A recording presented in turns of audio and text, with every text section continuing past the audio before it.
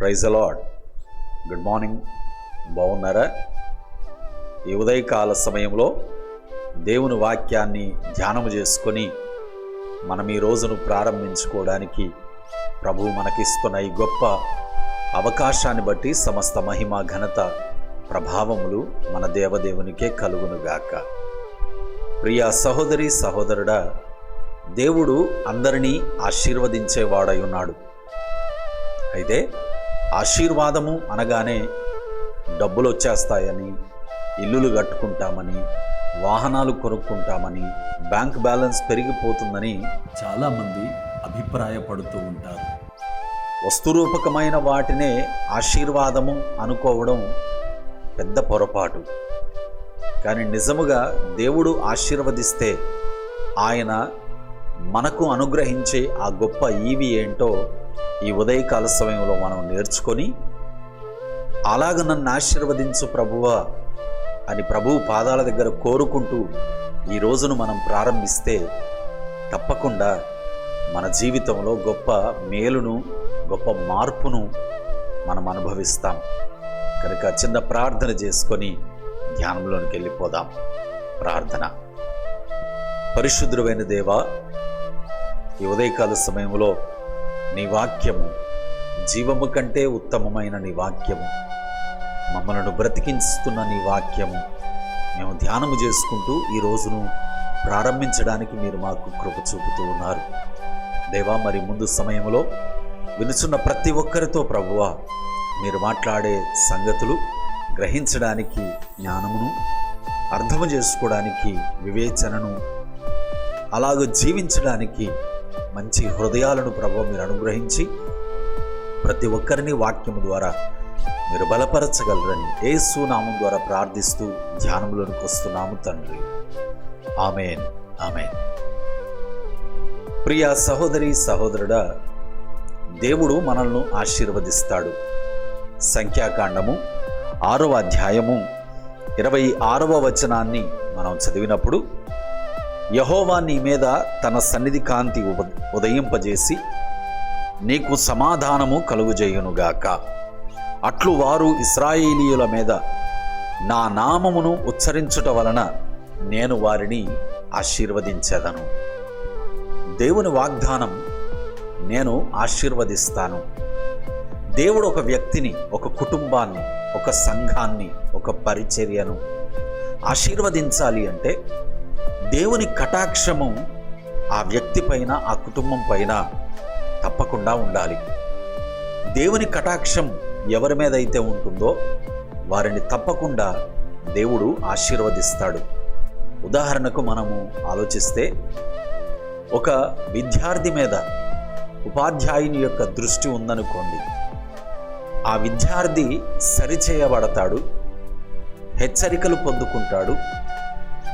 అతడు తన జీవితంలో త్వరగా నేర్చుకొని ఎదగడానికి ఎన్నో అవకాశాలు కలుగుతాయి.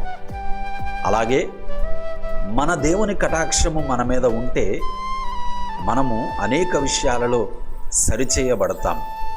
మన జీవితంలో ఆగిపోయిన అనేక మేలులు మనం పొందుకోవడానికి ఎన్నో రకాలైన ఆలోచనలు, ఉపదేశాల ద్వారా దేవుడు మనలను ప్రోత్సహిస్తూ ఉంటాడు. యోసేపు జీవితాన్ని ఒక్కసారి ఆలోచిద్దామా? యోసేపు అందరి నుండి దూరమైపోయిన వానిగా, ఒంటరిగా అన్యదేశంలో బ్రతుకుతున్నప్పటికీ దేవుడు యోసేపుకు తోడై ఉన్నాడు. యోసేపున్న ప్రతి ప్రదేశంలో యోసేపు యొక్క అధికారుల హృదయంలో యోసేపు మీద కటాక్షము కలుగునట్లుగా దేవుడు చేశాడు. అంటే యోసేపున్న స్థలములోనే దేవుని యొక్క కటాక్షము యోసేపు కందునట్లుగా దేవుడు సహాయం చేశాడు. కనుక యోసేపుకు తోడై ఉన్న దేవుడు నీకు తోడై ఉండడానికి ఇష్టపడుతున్నాడు. యోసేపుకు కటాక్షము కలుగు చేసిన దేవుడు నీకు కటాక్షము కలుగు చేయడానికి ఇష్టపడుతూ ఉన్నాడు.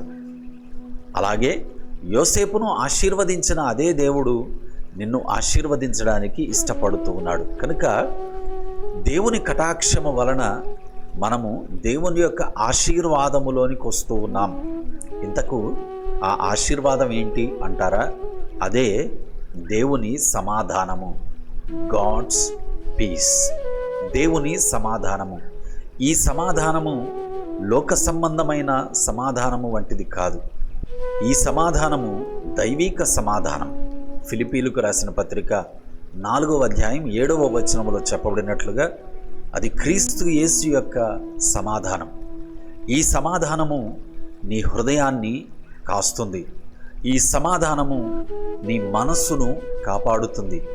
ఈ సమాధానము నీ పరిస్థితులలో నీకు అండగా నిలబడుతుంది. కనుక ఎవరైతే దేవుని ద్వారా ఆశీర్వదించబడ్డారో వారందరూ ప్రప్రథమముగా దేవుని కటాక్షాన్ని పొందుకుంటూ ఉన్నారు. రెండవదిగా వారు దేవుని సమాధానాన్ని అనుభవిస్తూ ఉన్నారు. ఎవరైతే దేవుని ద్వారా ఆశీర్వదించబడి దేవుని సమాధానాన్ని పొందుకుంటారో వారు వారి జీవితంలో వారికి ఎదురయ్యే సుడిగుండాలన్నిటి మధ్యలో ఆ దేవుని సమాధానం వారిని కాపాడుతుంది. వారికి ఎదురయ్యే పరీక్షలలో దేవుని సమాధానం వారిని బలపరుస్తుంది. అణిచివేయాలని చూసే ప్రతి విధమైన ప్రభావములను ఆ దేవుని సమాధానం వారి మీద నుండి చెదరగొడుతుంది. కనుకనే ఒంటరి వాడైనప్పటికీ యోసేపు సమాధానముతో జీవించగలిగాడు.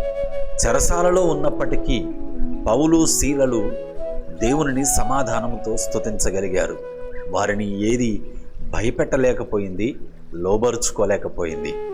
మరి ఈరోజు నీవు కూడా దేవుడిచ్చే సమాధానాన్ని, దేవుని కటాక్షాన్ని అనుభవించాలి అంటే ఈ మాట నువ్వు దేవునితో చెప్పాలి. ప్రభువా, నేను నీ సమాధానాన్ని కోరుకుంటూ ఉన్నాను, నీ కటాక్షాన్ని కోరుకుంటూ ఉన్నాను.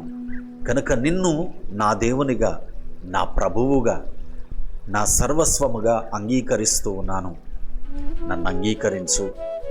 నీ శాశ్వతమైన సమాధానము నా మీదకు దిగిరాని, నీ కటాక్షము నా మీదకు, నా కుటుంబం మీదకు దిగిరాని ప్రభువా అని నీ హృదయపూర్వకంగా యేసయ్యను అడుగు. ఈరోజు ఒక ప్రత్యేకమైన దీవెనను, మేలును, ఆశీర్వాదమును నీవు అనుభవిస్తావు. నిన్నటి దుఃఖము, నిన్నటి వేదన, నిన్నటి బాధ, నిన్నటి ఇబ్బంది, నిన్నటి ఓటమి ఏది ఈరోజు నీకు కనబడకుండా నీ ప్రభువు చేస్తాడు. మేలును అనుభవిస్తావు. దేవుడు నిన్ను ఆశీర్వదించునుగాక. ఆమేన్. ప్రార్థన.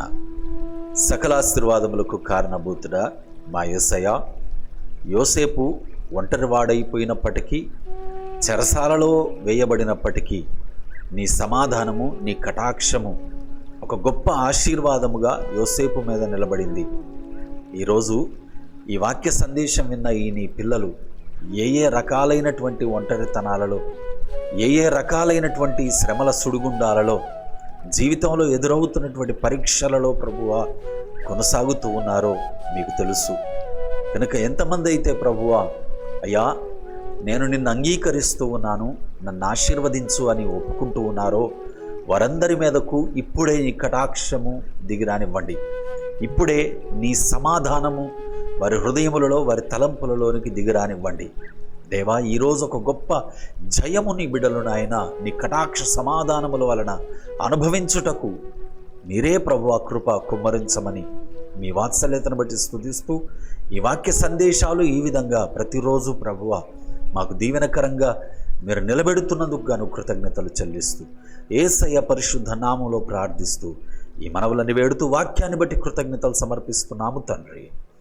ఆమేన్. ఆమేన్. త్రియేక దేవుని మహాకృప మనందరికీ ఈ రోజంతా తోడై ఉండునుగాక. ఆమేన్. ఆమేన్. అందరికీ వందనాలు. దేవుడు మనల్ని దీవించునుగాక. God be with you all. Have a blessed day. Thank you very much.